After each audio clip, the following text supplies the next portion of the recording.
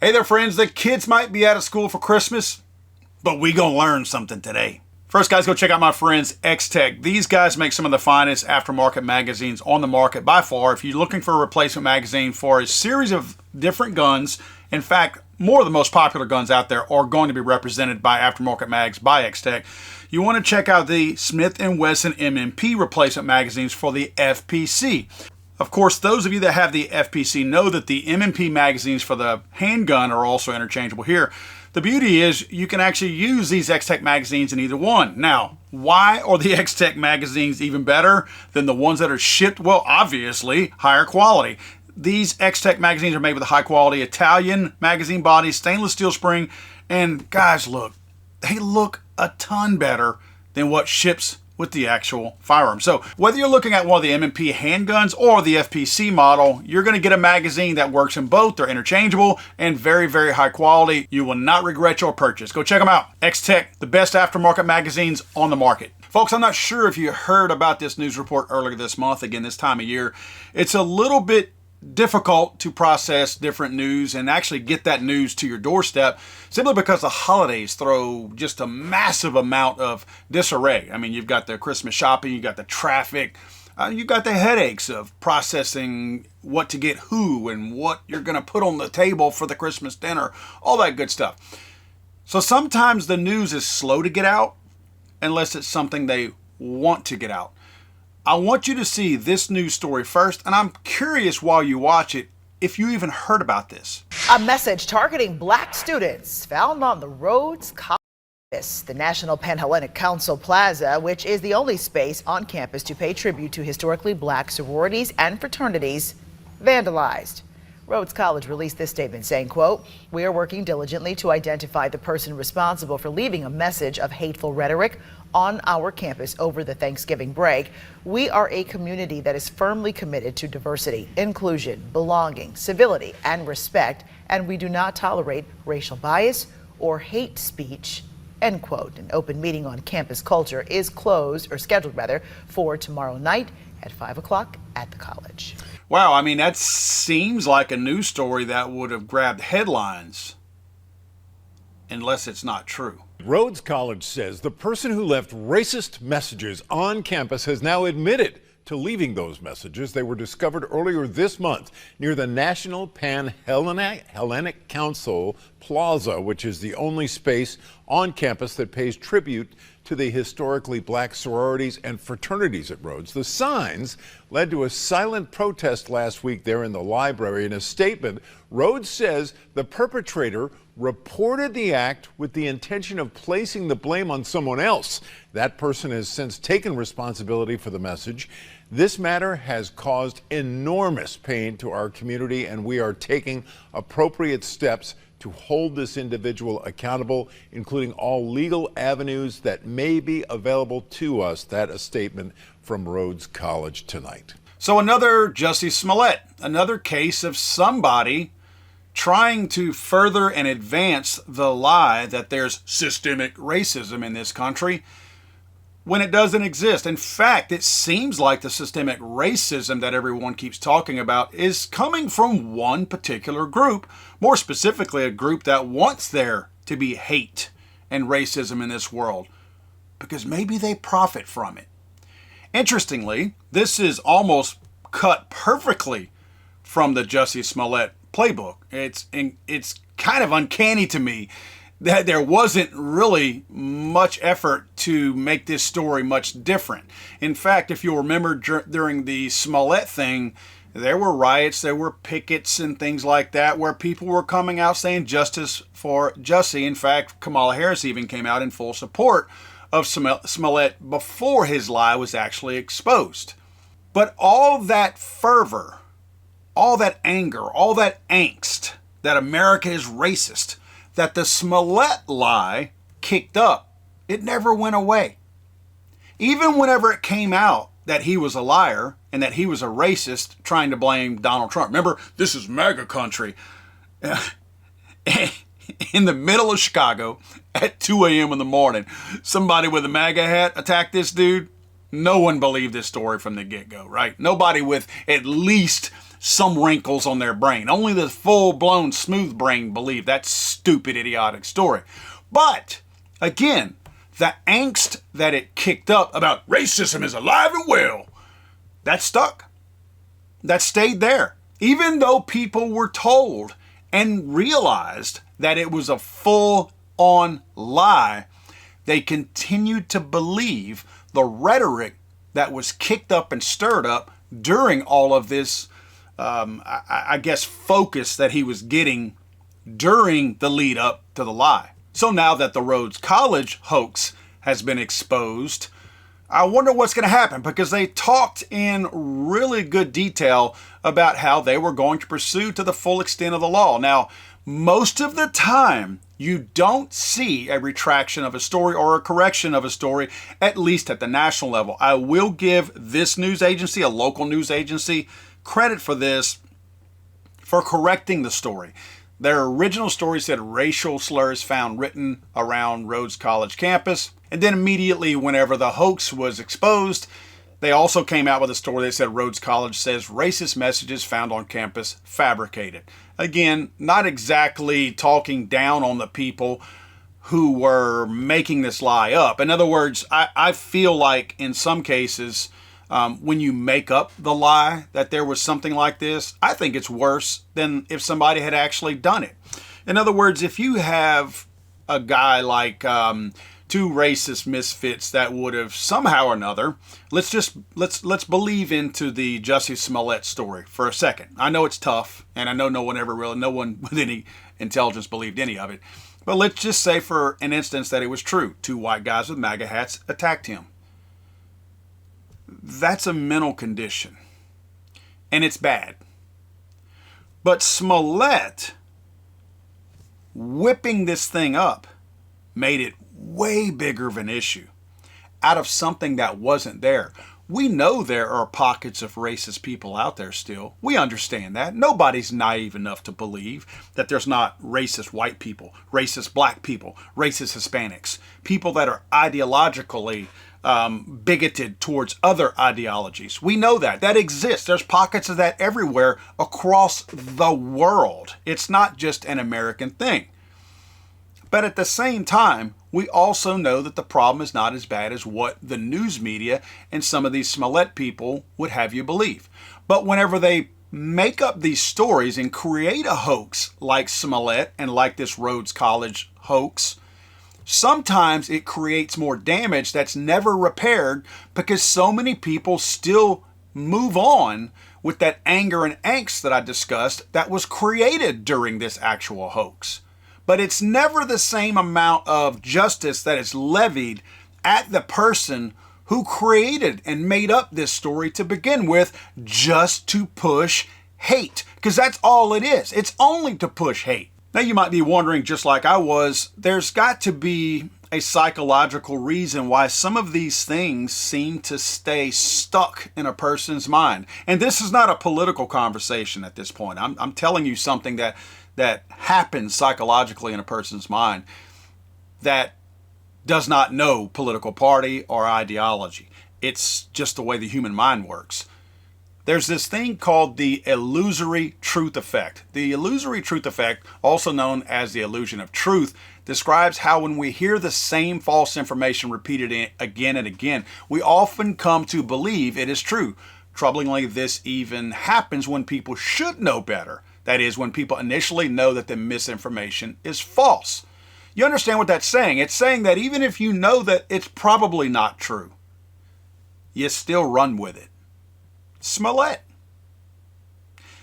Even people who are opportunists who want to make money off of race baiting and race pimping out there, they knew the Smollett thing was a lie, but they still ran with it because they wanted to believe it. I found this example on the same website a little bit interesting, where imagine there's been a cold going around your office lately and you really want to avoid getting sick. Over the years, you've heard a lot of people say that taking vitamin C can help prevent sickness. So you stock up on some tasty orange flavored vitamin C gummies. You later find out that there's no evidence vitamin C prevents colds, though it might make your colds go away sooner. However, you decide to keep taking the gummies anyway, feeling like they still might have preventive ability. This is an example of the illusory truth effect, since your repeated exposure to the myth created the gut instinct that it was still true, even though it was not. This simple chart right here is a pretty good example also. If you look on the far left over there, how true the lie is. If you notice, the lie starts out at 0. In other words, there's no truth to a lie that is being spread. And then the line starts to move up. Well, it starts to move up as it moves right because of the number of times you might hear that lie. So people keep repeating the lie, and I think subconsciously and maybe consciously sometimes, we think, well, if these people who are supposed to be reputable people, and I'm talking about politicians, like we consider them reputable, and the media, who considers them reputable anymore? But when those people who were considered to be, and they put themselves out there in front of a camera, continue to repeat the lie, even though you know they're liars, you might be thinking in the back of your head, man, they're really sticking to that. You know, maybe there's some truth to it because they're sticking with the lie. I know it's a lie, or I'm pretty sure it's a lie, but boy, they keep repeating it. Maybe there's a little bit of truth to it. And again, your subconscious mind is probably back there going, yep, that's true. I heard that 100 times already. Speaking of that, I wanted you to see this. This is kind of ironic. What I'm showing you here is going to be the illusory truth effect from this study that I just read some of these details from. They give an example of this, but they give the wrong example. You can tell this is a left-leaning outfit that put this information out. Check this out. Their example of that illusory truth effect is that in the wake of COVID-19 pandemic, the search for effective treatments and preventive measures was at the front of everyone's minds, politicians and citizens alike. Given the considerable political benefits that would come with finding a cure, it's not surprising that elected officials were especially keen to talk up promising new drugs. But the strategy adopted by Donald Trump and his campaign to repeatedly tout the benefits of a specific drug, hydroxychloroquine, before it was clinically proven, looked like an attempt to capitalize on the illusory truth effect. For months, Trump endlessly sung the praises of hydroxychloroquine, prompting tens of thousands of patients to request prescriptions from their doctors. Even now, with clinical trials showing that the drug is not effective to treat COVID-19, the belief that it works is still widespread. Trump's claims were also repeated by public figures like Dr. Oz, increasing people's exposure to them as well as giving them a veneer of legitimacy. That's from the same publication that's talking about the illusory truth effect. What they stated is incorrect. They are guilty of the same thing. They listen to the media debunk the myth that Trump was making this up and that Trump was wrong. Trump was right all along, and this publication is wrong to use this as an example, because it should be used as an example to people like them who believed the rhetoric that Trump was wrong when in fact he was right. I found many publications out there on many different medical sites. One as recently as September 12th of this year. Hydroxychloroquine provides moderate COVID-19 prevention, large clinical trial show. 4 years after being derailed by scientific fraud and politicized science in the first year of the pandemic, the world's largest COVID-19 chemo prevention study finally published results today that show that hydroxychloroquine does have a moderate benefit in preventing COVID-19. Another study said hydroxychloroquine is effective and consistently so when provided early for COVID-19. So these people, the media, they've never retracted any of this. They've never come out and said that. So if you were to talk to an average, for sure, a Trump hater, but the average person even people who probably support Trump, and you ask them about hydroxychloroquine, they may tell you, nah, I don't think it's effective. I'm pretty sure I saw many different people debunk that and say that it wasn't effective. When there are in fact studies out there saying just the opposite. So people who watch this video may still believe that hydroxychloroquine is not effective against COVID, when in fact it very much is. Now, another really good example, and not to beat up on the whole COVID thing, but we got a lot of bad information during COVID, like the distancing, the social distancing, and the masks and all that crap.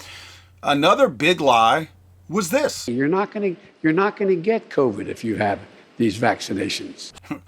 Really? was 130 million people got the vaccination.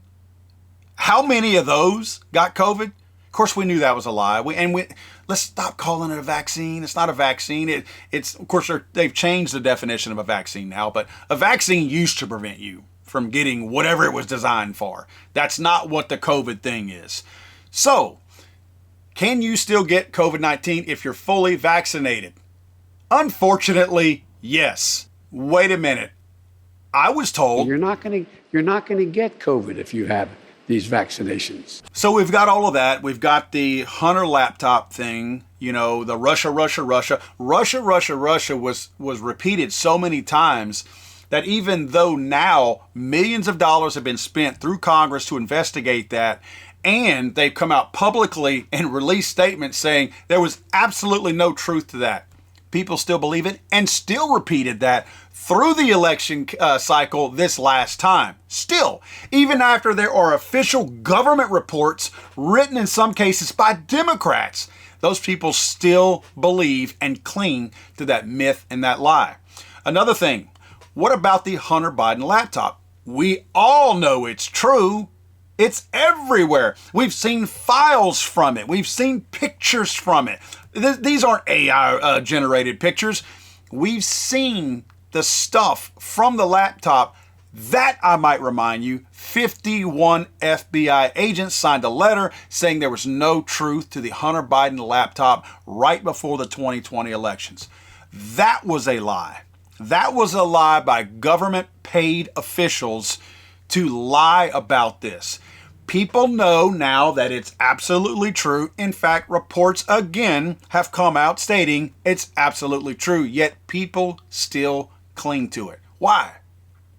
Psychologically, there's a lot going on. And again, this applies to both sides. Now, I have to admit, and you do too, this definitely happens more on the left. It definitely does. And I'm not talking about Republican or Democrat. I'm talking about just ideologically. The left is really good about lying, especially when they know that they're lying, because they know a lot of the people in their groups are kind of stupid and don't really investigate stuff. Like they'll go and they'll read a headline on CNN or MSNBC or something like that, and that's their amount of research that they put in. They don't even read what's in the story, but they're already going to the wrong source to begin with. So all MSNBC and CNN have to do is write a catchy headline that the idiot, smooth-brained members of theirs and followers of theirs will read and run with it like their hair's on fire. But I wanted to give you something that you can take and understand about the illusory truth effect. And again, I put up here that it's a tool of the media and politicians because they are the ones who emphatically use it much more than anybody else does. I want to go through this list and explain very briefly about each one of these. Repetition. The more someone hears a false claim, the more likely they are to believe that it is true. So you keep repeating it, and some of the people out there that are too lazy or too stupid to do any of their own research are just going to take that and assume that it's true because they've heard it so many times. Cognitive ease. Well, sometimes it is just easier for our brains to accept that information, since it's familiar, even though it's wrong, must be true. Bringing us to our next one, truth bias. We tend to assume that what we hear is true, even if we have reason to doubt it. This next one's a little bit more in line with if you have a political reason to believe something. Resistance to correction. Once a belief is established, it can be difficult to change, even with evidence to the contrary, because you don't want to believe what you think is true to not be true. Cognitive load. This one's interesting to me, and I believe this one a lot.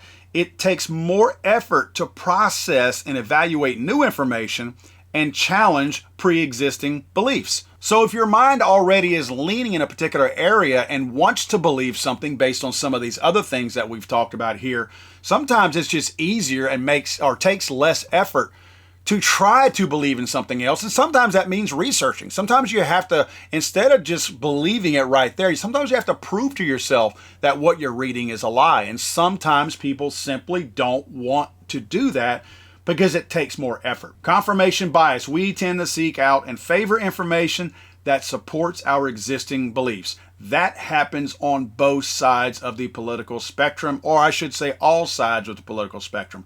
Whichever way you lean, you tend to want to believe whatever you hear that supports your position. Motivated reasoning, we might be motivated to believe certain things even if they are untrue. Again, that kind of rolls into the confirmation bias. We're motivated because we're already leaning in that direction, so it's easier for us to hold on to that untruth because it leans in the direction of our current belief system already. The illusory truth effect. Finally, the more we hear something, the more likely we are to believe it, even if it's false. That's what I wanted us to learn today. I wanted everyone to see that we keep seeing things, and I know it's frustrating to many of us who do feel as though we do the investigative work. Many of you do that. I have you guys send me emails all the time, which, by the way, my email is paul@legallyarmedamerica.com. If you want to send me something, feel free to. You send me really good investigative information all the time. And that's one thing that I pride myself on. I feel like I'm a truth pimp. I like to search out the truth. I like to find the mistruths in things, and I like to expose those things. You guys are awesome at it.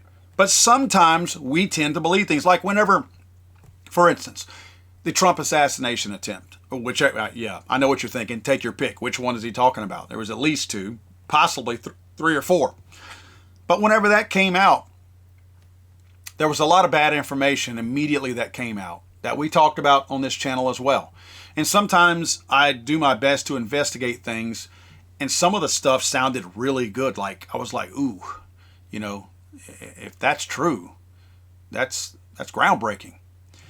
But when I go research that stuff, I find it's not true. Like, I wanted to believe it, you know. I was like, if this is true, you know, we just found a new rabbit hole here, and there's something there. There's something diabolical down that rabbit hole.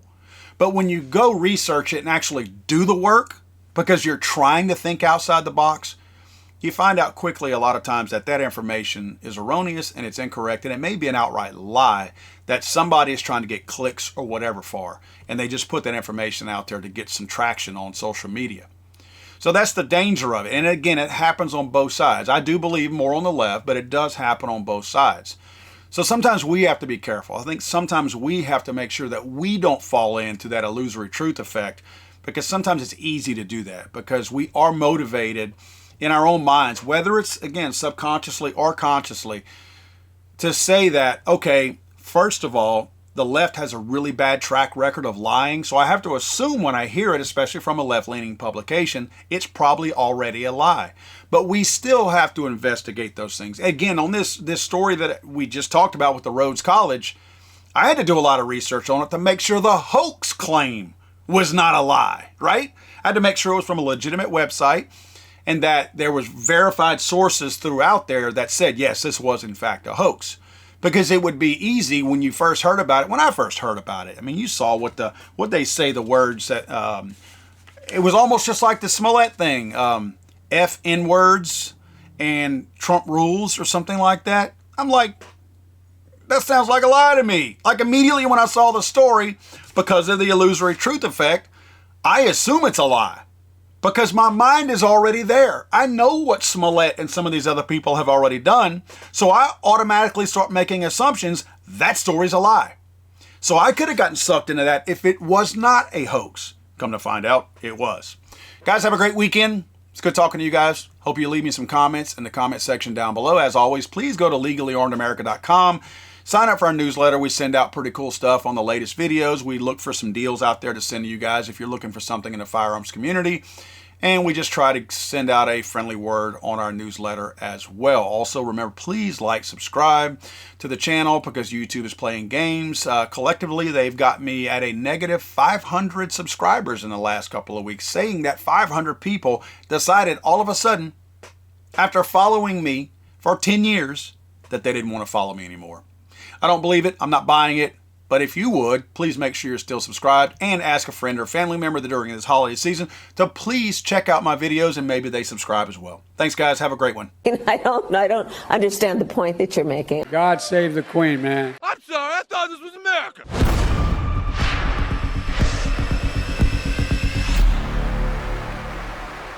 Pisaba agua.